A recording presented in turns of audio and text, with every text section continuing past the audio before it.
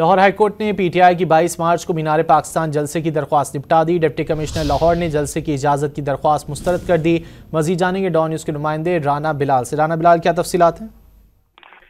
जी देखिए, लाहौर हाईकोर्ट ने पीटीआई की 22 मार्च को मीनार पाकिस्तान जलसे की जो दरख्वास्त है उसे निपटा दिया है और डीसी लाहौर की रिपोर्ट की रोशनी में ये दरख्वास्त निपटाई गई है। डीसी लाहौर की जानिब से अदालत में ये रिपोर्ट पेश की गई कि जो उन्हें पीटीआई को जो है वो जलसे की इजाजत नहीं दी जा सकती, क्योंकि मुल्क में एक दहशतगर्दी की लहर जो है वो जारी है और इस हवाले से जो है वो तहरीक इंसाफ को 22 मार्च को मीनार पाकिस्तान पर जलसे की इजाजत नहीं दी जा सकती।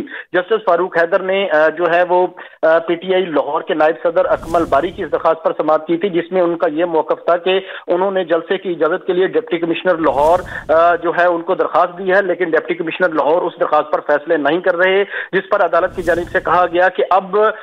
बहुत शुक्रिया राना बिलाल इन तफसीलात के लिए।